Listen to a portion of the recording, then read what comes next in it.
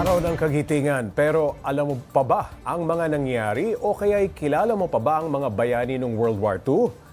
Para raw hindi natin yan malimutan, isang grupo ng mga history junkie ang gumawa ng foundation para imulat ang mga kabataan sa ating kasaysayan. Para bigyan ng mukha ang balita, Mobile Journal Merrimon Reyes. Jose Fallanes Escoda, Jose Calugas, at Jose Abad Santos. Kilala niyo ba sila? Maaaring simpleng pangalan lang sila sa inyong pandinig, pero ilan lang ang mga taong ito sa libu-libong bayani noong World War II na ipinaglaban ang kalayaan ng ating bansa. Ngunit sa kasulukuyan, mukhang nakakalimutan na ng marami. Kaya naman para hindi mabaon sa limot ang storya ng kanilang kagitingan, binuo ni na Desiree Benipayo mula sa Quezon City ang Philippine World War II Memorial Foundation taong 2018. Layo nito na sa pamamagitan ng paggawa ng seminars, film documentary showings, hanggang sa pagsulat ng mga libro at pagbahagi ng mga sulatin ng researchers at authors ay patuloy na matututunan ng mga Pilipino, lalo na ng kabataan, ang World War II history ng bansa. If you look at the curriculum for yung history now, for Philippine history for grades 5 and 6, di ba?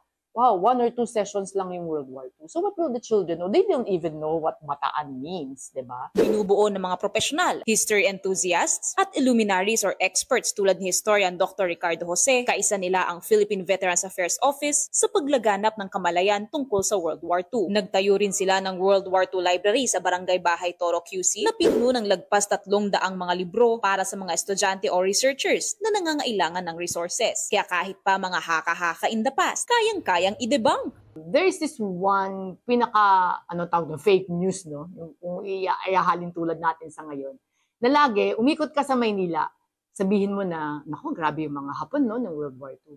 Ang lagi sasabihin sa'yo, hindi naman sila yung malupit, yung Koreano ang malupit. That is so not true. Wala talagang Korean conscripts na dumating dito who are gun-toting. Kasi, mababa ang tingin sa kanila din ng mga Hapon. Isa lamang ang kanilang mga advocacy efforts sa mga paraan upang patuloy na bigyang pugay ang ating war veterans at iba pang mga bayani noon, lalo na sa panahong talamak ang fake news at mapalinlang na impormasyon. Well, hindi dapat nire-revise yung history, di ba?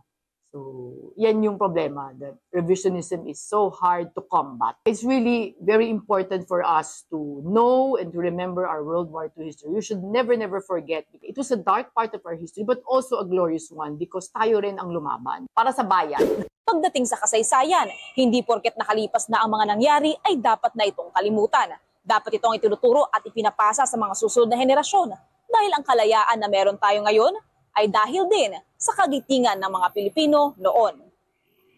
Mobile journalist Merrimon Reyes po, hatid ang mukha ng balita.